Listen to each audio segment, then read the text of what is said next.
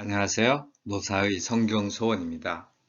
오늘은 요한복음 15장 9절에서 17절 말씀을 통해서 사랑과 친구라는 주제로 상고해 볼까 합니다. 먼저 사랑과 계명과 기쁨입니다. 9절에서 12절 말씀까지 그렇게 제목을 붙여 보았는데요. 먼저 9절을 보면 아버지께서 나를 사랑하신 것 같이 나도 너희를 사랑하였으니 나의 사랑 안에 거하라. 내가 아버지의 계명을 지켜 10절 그의 사랑 안에 거하는 것 같이 너희도 내 계명을 지키면 내 사랑 안에 거하리라. 11절 말씀입니다. 내가 이것을 너희에게 이름은 내 기쁨이 너희 안에 있어 너희 기쁨을 충만하게 하려 함이라. 내 계명은 곧 내가 너희를 사랑한 것 같이 너희도 서로 사랑하라 하는 이것이니라. 사랑과 계명과 기쁨이 연계가 돼 있거든요. 물론 이제 요한복음 15장 자체가 성경 자체가 그렇지만 무조건 출발은 하나님의 사랑이죠. 그리고 사실 끝도 사랑으로 끝나는 거란 말이에요. 그래서 이거 한 제목을 사랑에서 사랑으로 그렇게 붙여볼까 이렇게도 생각을 했었습니다. 그런데 세부적인 사항이 계명도 들어가고 이러기 때문에 이렇게 지금 했는데 어찌든지 사랑은 하나님의 사랑은 계명을 통해 증명이 되며 이것이 계명을 지키면서 그냥 있는 게 아니라 기쁨 또는 열매가 맺혀진다. 이렇게 되는 거죠.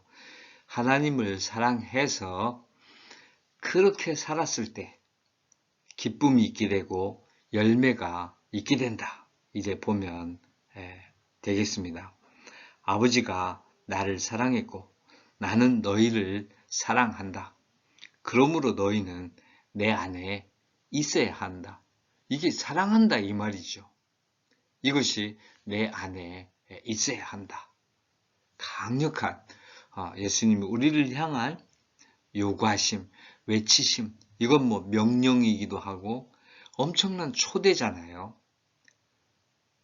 그래서 이걸 어드레스라고 성경을 어떤 분들 어드레스라고 이렇게 연설하는 거죠. 막 오라고. 그 웅변대회 할 때 보면 이 연사 뭐 소원을 외쳐 뭐 강조합니다. 뭐 합니다. 뭐 이렇게 얘기를 하잖아요. 성경이 이렇게 예수님이 아버지가 나를 사랑했고 내가 너희를 사랑하니 너희가 내 안에 머물러야 된다. abide. 이거는 잠시 있는 게 아니고 오래 있는 거지요. 메노. 헬라어로 머무는 겁니다. 어떻게 안에 머무는 거냐? 이게 이제 계명을 지키는 거라는 거예요. 사랑과 계명은 사실 나중에 또 나오는데 동전의 양면과 같아요. 하나님을 사랑한단 말이에요. 그러면 안식일을 거룩하게 지키라. 내 앞에 다른 신을 두지 말라. 하나님이 이렇게 말씀했어요. 그 계명을 지켜야죠. 나는 하나님 사랑해요. 그리고 교회 안 가면 되겠어요? 악한 일들을 하면 안 되잖아요. 당연히 사랑한다 하면 계명을 지켜야 합니다. 이 계명을 지키는 게 그냥 지켰다고 해서 그냥 끝나는 것이 아니라 이렇게 사랑 안에 거하면서 계명을 지키는 삶을 살게 되면 기쁨이 너희 안에 있게 된다. 이 카라라고 하는 건데 헤엠의 나의 기쁨이죠. 사실 지금 성경적인 기쁨은 죄로부터의 자유함, 두려움과 근심으로부터의 자유함, 이게 기쁨의 조건이 되는 거지요. 그래서 사실 죄로부터 자유하려면 예수님밖에 이렇게 하신 분이 없으세요. 그래서 예수님이 기쁨의 저자다. 이건 칼뱅도 그렇게 얘기를 하거든요. 원인자다. cause. 기쁨을 일으켜내시는 분이란 말이에요. 그러니까 두려움과 근심으로부터 자유하게 할 수 있는 분이 예수님인 거죠. 이 기쁨을 여기 지금 충만하게 플로레세 이렇게 되어 있는데 가득 차게 하는 거죠. 그러니까 예수님이 우리가 계명을 지켰을 때 채워지는 기쁨은 충만하게 가득 차는 거죠. 그리고 죄로부터 자유로워지는 거란 말이에요. 그 두려움과 근심으로부터 자유합니다. 충만한 기쁨. 그 다음에 이 기쁨은 여기저기 왔다 갔다 플로팅이라고 하잖아요. 배가 떠돌아다니는 거, 정처 없이 다니는 걸 그러는데 떠돌아다니지 않는 기쁨입니다. 머무를 수 있는. 사람에게 근심, 걱정, 슬픔 뭐 이런 것들은 떠나지 않죠. 그런데 마이네, 카레, 에메 나의 기쁨, 예수님이 주는 이 기쁨은 이런 모든 것보다 더욱 굳세고 큽니다. great하단 말이에요. 그래서 우리가 기뻐할 수 있는 거죠. 그래서 예수님이 이 기쁨을 우리에게 지금 주시려고 하는 거죠.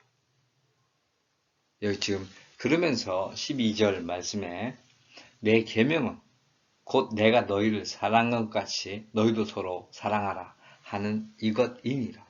이 서로 사랑하는 거는요. 개인적으로도 오래 버틸 수 있고 공동체가 오래 버틸 수 있는 거예요.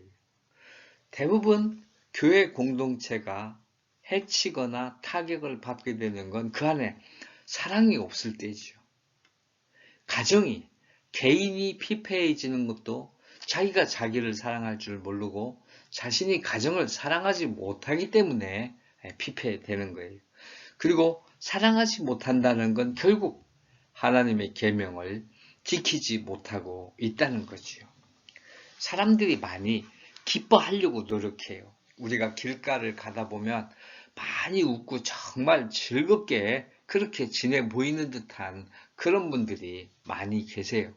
볼 때 저에게도 그런 일들이 있잖아요.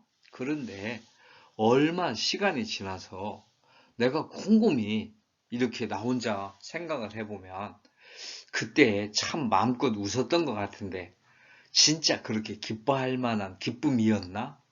이렇게 따지고 들어가면 아무것도 아니더라고요. 오직 답답하면 웃었을까? 오직 얼마나 힘들면 기쁜 척 했을까? 이런 생각이 더 드는 거예요. 그런데 예수님이 주는 이거는 세상의 근심, 걱정, 슬픔보다 큰 것이어서 이리저리 요동하지 않고 늘 기뻐할 수 있는 거죠. 우리가 말씀을 생각하고 기도하고 또 그 기도가 응답되어지고 그래서 더 나은 것을 찾게 되고 더 말씀을 사모하면서 더 가까이 더 많은 요구를 할 수 있고 더 많이 이루어지고 이렇게 간다면 그 기쁨이 참 크단 말이죠. 그리고 안 된다고요. 힘들어요. 안 돼서 그럴 때 내가 이전에 받았던 은혜를 생각한다면 분명히 하나님은 때가 되면 주실 거야 라는 그런 믿음으로 버티는 것도 그것도 정말 기쁨이에요. 어떻게 내가 그때 그 시절을 그렇게 참아낼 수가 있었지? 이런 것들이 말이죠.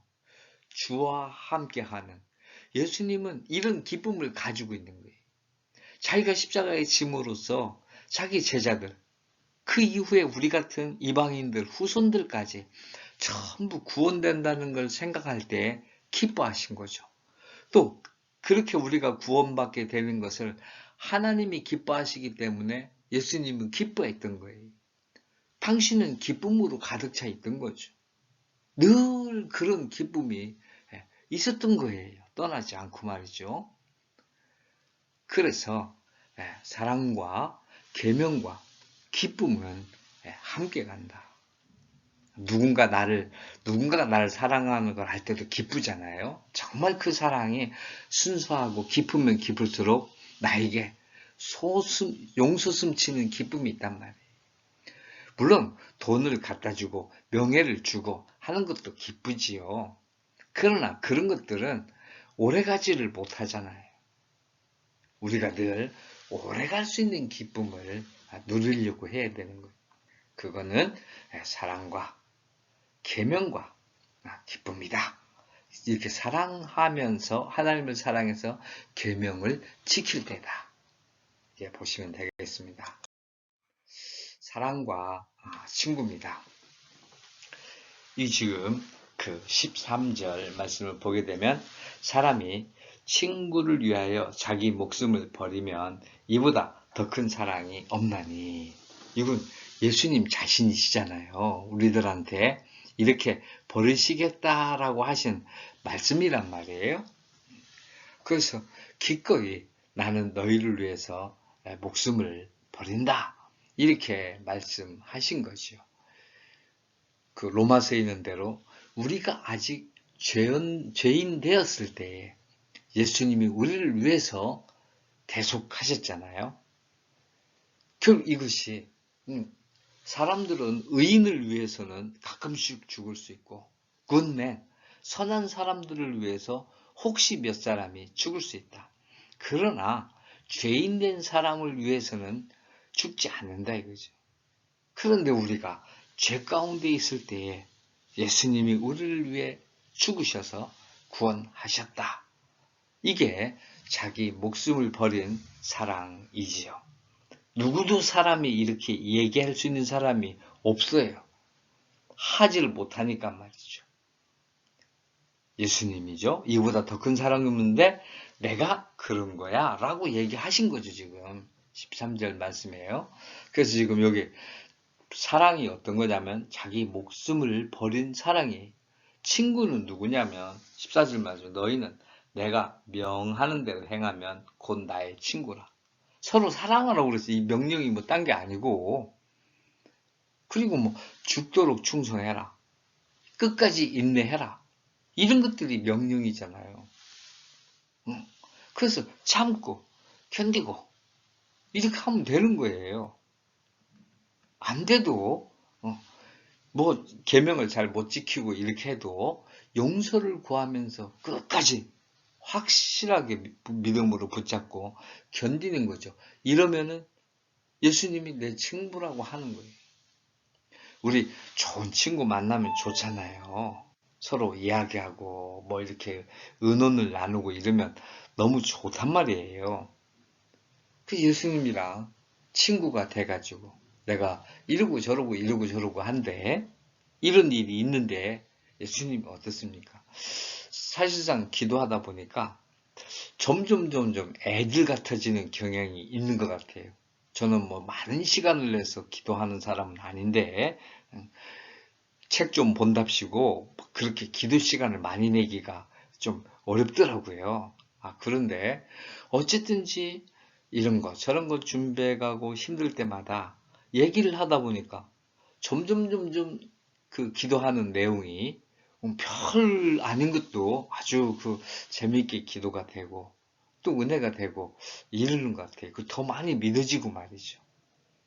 그래서 예수님이 나에게 명한 거 자꾸 곰곰이 생각하면서 안 됐을 때 내가 이거를 예수님 명령으로 생각해서 했는데 안 됩니다. 필요하면 용서를 구하고 아니면 할 수 있도록 힘을 구하고 그럼 시간이 어느 정도 지나고 나면 나도 모르게 그게 됐을 때가 있고 어떤 형태로 해결될 때가 있더라고요. 이런 때는 정말 별거 아닌 건데 친구처럼 하나님이 예수님이 다 들어주시고 하나님이 들어주신 거지요. 15절 말씀 보면 이제 주인의 일에 참여한다 이렇게 되어 있는데 이제부터는 너희를 종이라 하지 아니하리니 종은 주인이 하는 것을 알지 못함이라 너희를 친구라 하였느니 내가 내 아버지께 들은 것을 다 너희에게 알게 하였습니다.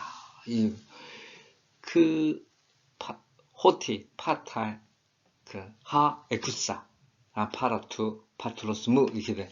나의 아버지로부터 들었던 모든 것을 내가 에그노리아, 너에게 알게 해주겠다.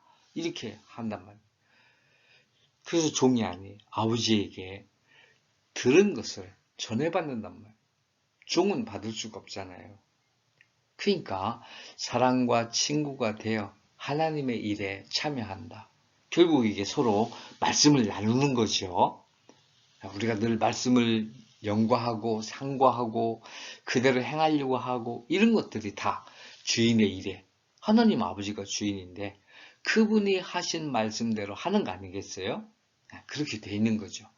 그런데 예수님은 우리보다 하나님이시니까 더 많이 아버지 하나님을 아신단 말이에요. 우리는 잘 모르는 거죠. 그래서 전에 듣는 거죠. 그리고 이것을 전에 들었는데도 잊어버려요. 뭐 우리가 요새 저도 나이가 들다 보니까 어디 가서 뭐 강의를 듣고 이러면 금세 또 좀 지나면 뭐 들었지? 꼭 복습하지 않으면 뭐 들었는지 모르겠더라고요. 하물며 지금 제자들이 뭐 막 여기저기 그 선무당에 사람 잡는다고 제자들이 막 뜨거운 열정만 갖고 예수님이 대단해 보여서 따라다니지 차근히 앉아가지고 그 말씀이 어떻게 되고 하나님과 어떻게 되고 이런 걸 뭔지 따지겠어요. 그래서 이제 어쨌든 이제 대충 전해받는 거죠. 성령이 나중에 깨우치고 그렇지만 지금도 우리도 마찬가지예요. 저도 어렸을 때는 뭐 지금도 그렇지만 아무렇게나 말씀을 듣고 이랬는데 자꾸 이렇게 경험을 하고 하나님 앞에서 일이 되어지는 걸 보니까 조심하게 되고 옛날보다는 좀 더 많이 아는 것 같아요. 그리스도가 우리 인간을 위해서 육신을 입으셨다. 이게 친구가 돼가지고 이걸 알아야 된단 말이에요. 내가 내 아버지께 들은 것을 다 너에게 알게 하였음이라 15절 말씀에 너에게 알게 한다는 건 예수님이 육신을 안 입으셨으면 우리한테 이렇게 직접 말씀해 줄 수가 없어요. 도마는 지금 예수님을 보면서도 하나님을 증명해 달라는 거 아니겠어요? 우리 모두가 그런 꼴이거든요. 그래서 그리스도가 육신을 입으셔서 하나님이심을 정말로 하나님의 무한 낮아지심이에요. 그거를 하나님이 그리스도를 또 안 믿을까봐 이건 내가 낳은 아들이다 이렇게까지 얘기를 하잖아요. 그리고 그를 영원히 하나님의 보좌 우편에 앉게 그 겸손하심, 그 완전한 순종을 하나님이 높이셔서 그렇게 높이셨다. 이 얘기는 또 우리를 인간인 우리가 그렇게 낮아졌는데 못난 것들인데 그렇게 높여주시겠다는 거란 말이에요. 성자 예수님이 성육신 하신 것은 정말로 순전 우리를 위하신 거예요. 그분의 스스로의 낮아지심이고 그게 우리를 사랑하신 거지요. 그리스도가 하나님의 아들이시면서 사람의 아들이어야 하시는 이유가 여기에 있는 거지요. 도대체 사람의 육신을 입지 않았더라면 사람의 몸이 구원을 안 되잖아요.